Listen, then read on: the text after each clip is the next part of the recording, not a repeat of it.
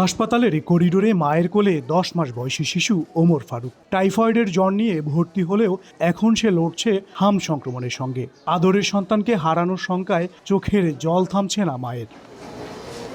গত 21 মার্চ শিশুটিকে ভর্তি করা হয় বরিশাল শের-ই-বাংলা মেডিকেল কলেজ হাসপাতালের শিশু বিভাগে। অভিযোগ উঠেছে একটি শয্যায় একাধিক শিশুদের হামসহ বিভিন্ন রোগের চিকিৎসা হওয়ায় একজনের শরীর থেকে অন্যজনের শরীরে দ্রুত ছড়িয়ে পড়ছে সংক্রমণ। আমরা ঈদের সময় হাসপাতাল আসলাম ছেলে নিয়ে, তা 5টা ইঞ্জেকশন করা হয়েছে।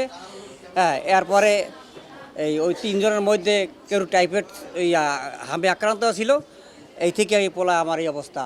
আক্রান্ত শিশুদের স্বজনরা বলছেন প্রথমে সাধারণ জ্বর মনে করে স্থানীয়ভাবে চিকিৎসা দেওয়া হয়েছিল, তবে সময় গড়ানোর সঙ্গে সঙ্গে বাড়ে জ্বরের তীব্রতা ও শরীর জুড়ে লাল ফুসকুড়ি।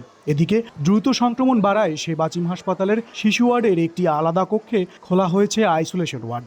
আমি তো ভাবছিলাম প্রথমে সাধারণ জ্বর, দিন যত বাড়ছে অসুস্থতা আরো বাড়ছে। জ্বর আইসে এরপর গায়ে হাম উঠছে, হাম ওঠার পর এরপর ডাক্তার দেখাইছি, ডাক্তার দেখানোর পর হ্যাঁ ভালো বুঝি না, এরপর 10-15 দিন আনলে বাড়িতে অসুস্থ, এরপর এখান নিয়ে এসছি আজকে 3 দিন। বাচ্চারা আস্তে আস্তে মনে করেন অনেক ঘাড়ায় যেতেছে, এখন ডাক্তারে বলতেছে ঢাকা নিতে। জরুরখানে যখন নিয়েছিলাম সেখান থেকে পাঠাইছে মনে করেন যে ভোলা সদর হাসপাতালে, ওইখানে একদিন ছিলাম, ওইখান থেকে আবার এইখানে পাঠাইছে কালকে।